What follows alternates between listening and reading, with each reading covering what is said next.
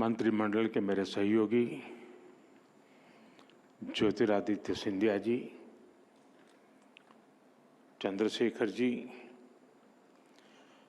ITU की secretary general, विभिन्न देशों के मंत्रीगण,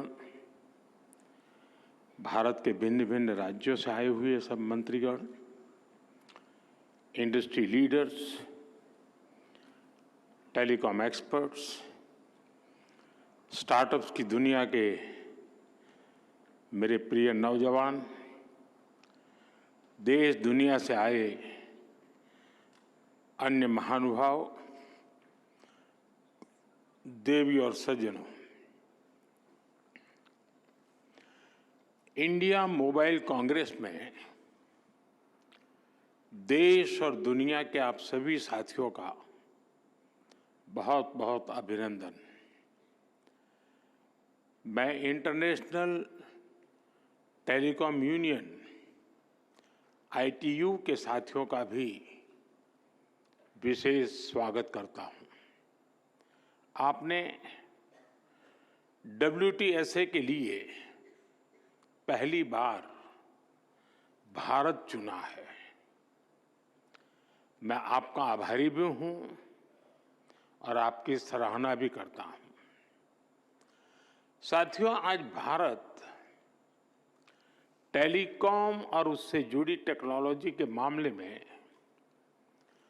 दुनिया के सबसे हैपनिंग देशों में से एक है। भारत जहां 120 करोड़ यानी 1200 मिलियन मोबाइल फोन यूजर्स हैं, भारत जहां 95 करोड़ यानी 950 मिलियन इंटरनेट यूजर्स हैं, भारत जहां दुनिया का 40% से अधिक का रियल टाइम डिजिटल ट्रांजैक्शन होता है, भारत जिसने डिजिटल कनेक्टिविटी को लास्ट माइल डिलीवरी का इफेक्टिव टूल बनाकर दिखाया है, वहां ग्लोबल टेलीकम्युनिकेशन के स्टैंडर्ड और फ्यूचर पर चर्चा ग्लोबल गुड का भी माध्यम बनेगी। मैं आप सभी को बहुत बहुत शुभकामनाएं देता हूं। फ्रेंड्स, WTSA और इंडिया मोबाइल कांग्रेस का एक साथ होना भी बहुत महत्वपूर्ण है। WTSA का लक्ष्य ग्लोबल स्टैंडर्ड्स पर काम करना है, वहीं इंडिया मोबाइल कांग्रेस की बड़ी भूमिका सर्विसेज के साथ जुड़ी हुई है। इसलिए आज का ये आयोजन स्टैंडर्ड्स और सर्विसेज दोनों को एक ही मंच पर ले आया है। आज भारत क्वालिटी सर्विस पर बहुत ज्यादा फोकस कर रहा है। हम अपने स्टैंडर्ड्स पर भी विशेष बल दे रहे हैं। ऐसे में WTSA का अनुभव भारत को एक नई ऊर्जा देने वाला होगा। साथियों, WTSA पूरी दुनिया को कंसेंसस के जरिए एम्पावर करने की बात करता है। इंडिया मोबाइल कांग्रेस पूरी दुनिया को कनेक्टिविटी के जरिए सशक्त करने की बात करती है। यानी इस इवेंट में कंसेंसस और कनेक्टिविटी भी एक साथ जुड़ी है। आप जानते हैं कि आज की कॉन्फ्लिक्ट से भरी दुनिया के लिए इन दोनों का होना कितना जरूरी है। भारत हजारों वर्षों से वसुधैव कुटुंबकम के अमर संदेश को जीता रहा है। हमें G20 का नेतृत्व करने का अवसर मिला, तब भी हमने one earth, one family, one future का ही संदेश दिया। भारत दुनिया को कॉन्फ्लिक्ट से बाहर निकालकर कनेक्ट करने में ही जुटा है। प्राचीन सिल्क रूट से लेकर आज के टेक्नोलॉजी रूट तक भारत का हमेशा एक ही मिशन रहा है, दुनिया को कनेक्ट करना और प्रगति के नए रास्ते खोलना। ऐसे में WTSA और IMC की ये साझेदारी भी एक प्रेरक और शानदार मैसेज है। जब लोकल और ग्लोबल का मेल होता है, तब न केवल एक देश बल्कि पूरी दुनिया को इसका लाभ मिलता है, और यही हमारा लक्ष्य है। फ्रेंड, 21वीं सदी में भारत की मोबाइल और टेलीकॉम यात्रा पूरे विश्व के लिए स्टडी का विषय है। दुनिया में मोबाइल और टेलीकॉम को एक सुविधा के रूप में देखा गया, लेकिन भारत का मॉडल कुछ अलग रहा है। भारत में हमने टेलीकॉम को सिर्फ कनेक्टिविटी का नहीं, बल्कि इक्विटी और अपॉर्चुनिटी का माध्यम बनाया। ये माध्यम आज गांव और शहर, अमीर और गरीब के बीच की दूरी को मिटाने में मदद कर रहा है। मुझे याद है, जब मैं 10 साल पहले डिजिटल इंडिया का विजन देश के सामने रख रहा था, तो मैंने कहा था कि हम टुकड़ों में नहीं, बल्कि होलिस्टिक अप्रोच के साथ चलना होगा। तब हमने डिजिटल इंडिया के 4 पिलर्स की पहचान की थी। पहला, डिवाइस की कीमत कम होनी चाहिए। दूसरा, डिजिटल कनेक्टिविटी देश के कोने कोने तक पहुंचे। तीसरा, डेटा सबकी पहुंच में होना है। और चौथा, डिजिटल फर्स्ट ही हमारा लक्ष्य होना चाहिए। हमने इन 4 पिलर्स पर एक साथ काम करना शुरू किया और हमें इसके नतीजे भी मिले। फ्रेंड्स, हमारे यहाँ फोन तब तक सस्ते नहीं हो सकते थे जब तक हम भारत में ही उनको मैन्युफैक्चरर न करते। 2014 में भारत में सिर्फ 2 मोबाइल मैन्युफैक्चरिंग यूनिट थी, आज 200 से ज्यादा है।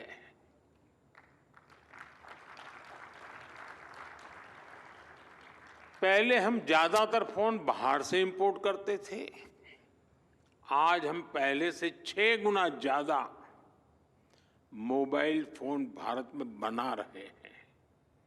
हमारी पहचान एक मोबाइल एक्सपोर्टर देश की है, और हम इतने पर ही नहीं रुके हैं। अब हम चिप से लेकर फिनिश प्रोडक्ट तक दुनिया को एक complete made in India phone देने में जुटे हैं। हम भारत में सेमीकंडक्टर इकोसिस्टम पर भी बहुत बड़ा इन्वेस्टमेंट कर रहे हैं। फ्रेंड्स, कनेक्टिविटी के पिलर पर काम करते हुए भारत में हमने ये सुनिश्चित किया कि हर घर कनेक्ट हो। हमने देश के कोने कोने में मोबाइल टावर्स का एक सशक्त नेटवर्क बनाया, जो हमारे ट्राइबल एरियाज हैं, हिली एरियाज हैं, बॉर्डर एरियाज हैं, वहां बहुत कम समय में ही हजारों मोबाइल टावर लगाए गए। हमने रेलवे स्टेशंस और दूसरे पब्लिक प्लेसेस पर वाईफाई की सुविधा दी। हमने अपने अंडमान निकोबार और लक्षद्वीप जैसे आइलैंड को अंडर सी केबल्स के माध्यम से कनेक्ट किया। भारत ने सिर्फ 10 साल में जितना ऑप्टिकल फाइबर बिछाया है, उसकी लंबाई धरती और चंद्रमा के बीच की दूरी से भी 8 गुना है।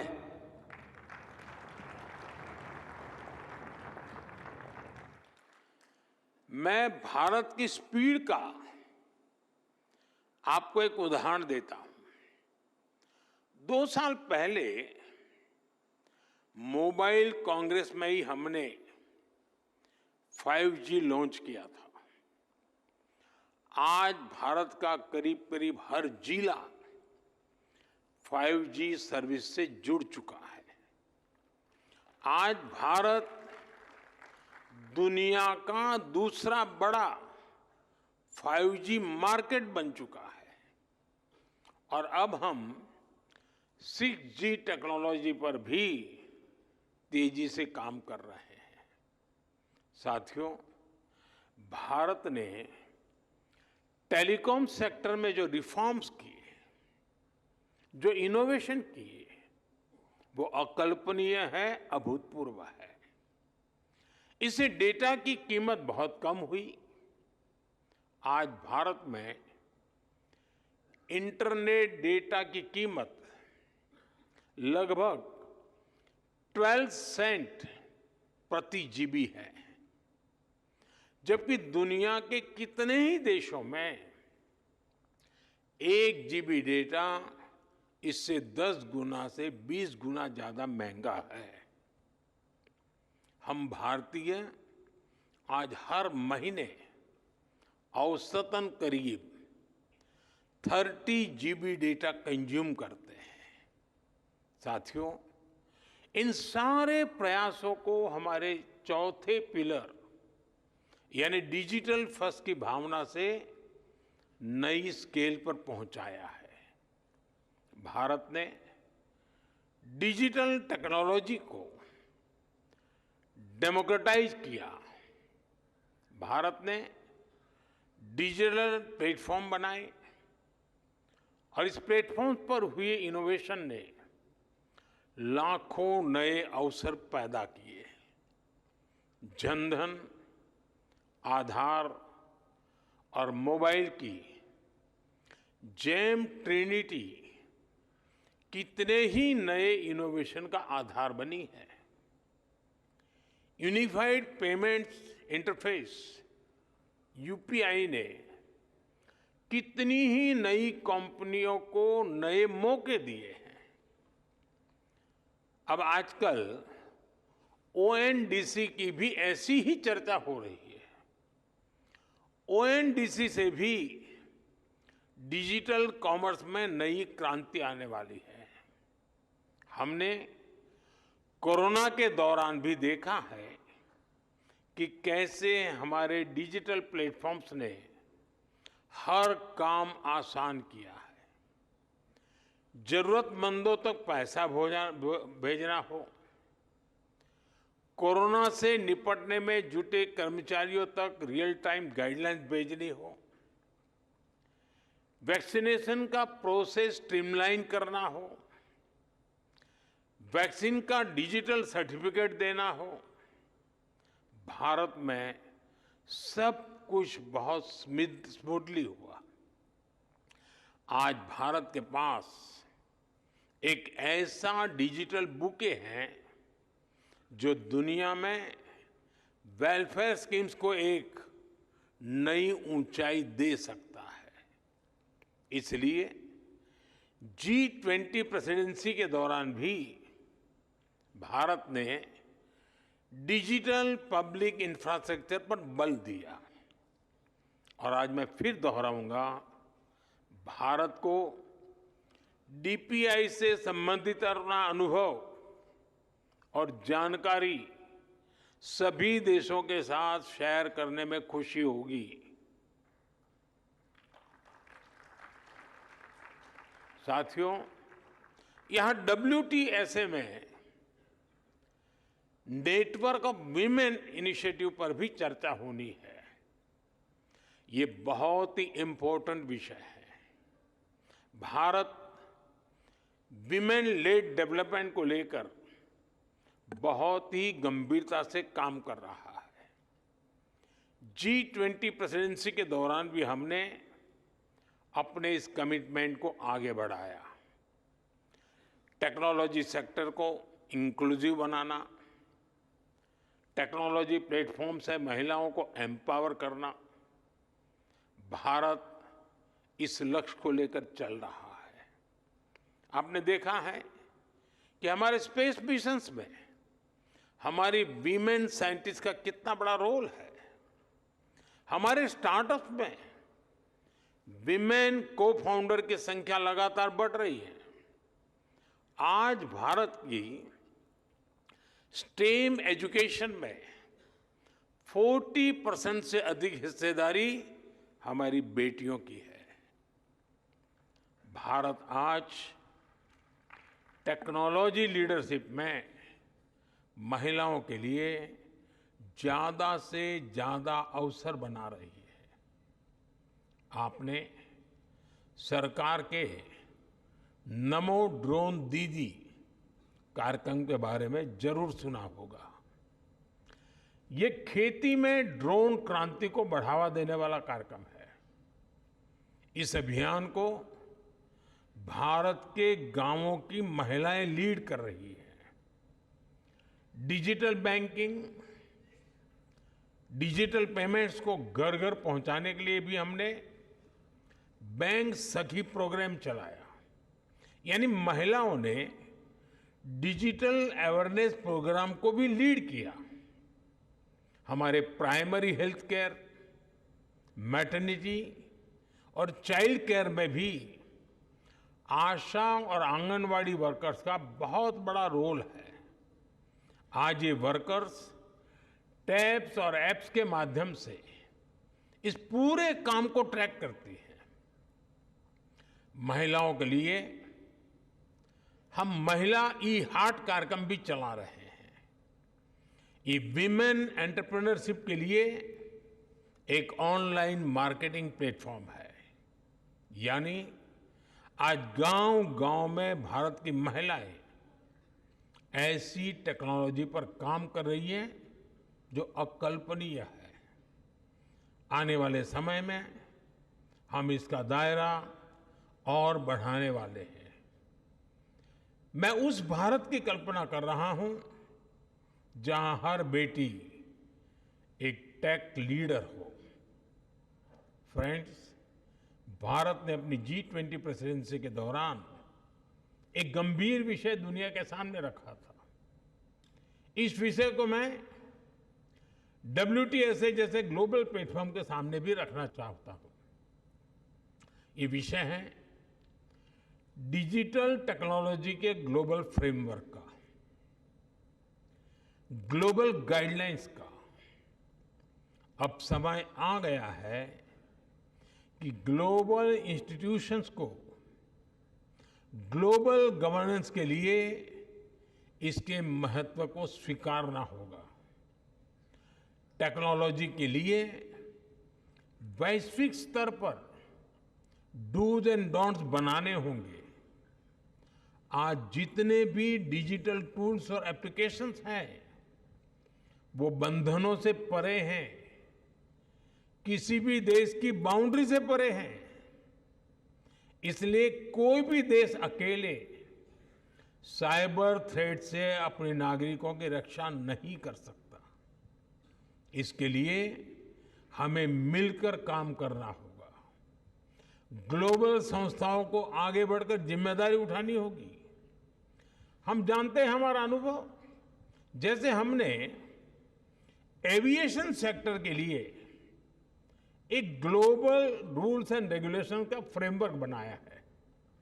वैसे ही फ्रेमवर्क की जरूरत डिजिटल वर्ल्ड को भी है और इसके लिए WTSA को और अधिक सक्रियता से काम करना होगा। मैं WTSA से जुड़े हर सदस्य को से कहूंगा कि वो इस दिशा में सोचें कि कैसे टेलीकम्युनिकेशन को सभी के लिए सेफ बनाया जाए। इस इंटरकनेक्टेड दुनिया में सिक्योरिटी किसी भी तरह से आफ्टर थॉट नहीं हो सकती।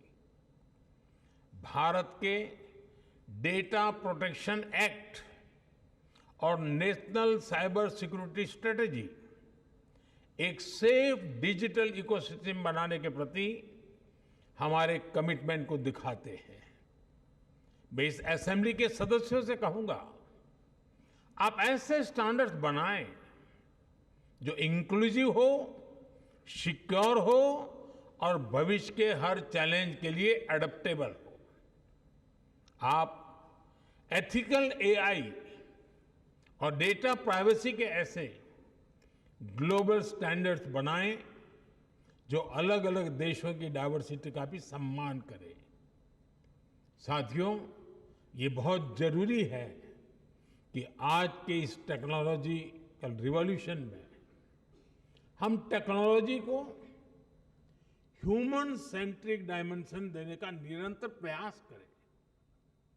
हम पर ये जिम्मेदारी है कि ये रिवॉल्यूशन रिस्पॉन्सिबल और सस्टेनेबल हो। आज हम जो भी स्टैंडर्ड सेट करेंगे उससे हमारे भविष्य की दिशा तय होगी। इसलिए सिक्योरिटी, डिग्निटी और इक्विटी के प्रिंसिपल्स हमारी चर्चा के केंद्र में होने चाहिए। हमारा मकसद होना चाहिए कि कोई देश, कोई रीजन और कोई कम्युनिटी इस डिजिटल युग में पीछे न रह जाए। हमें सुनिश्चित करना होगा हमारा भविष्य टेक्निकली स्ट्रांग भी हो और एथिकली साउंड भी हो। हमारे भविष्य में इनोवेशन भी हो, इंक्लूजन भी हो। साथियों, WTSA की सफलता के लिए मेरी शुभकामनाएं आपके साथ है, मेरा सपोर्ट आपके साथ है। आप सबको मेरी बहुत बहुत शुभकामनाएं। बहुत बहुत धन्यवाद।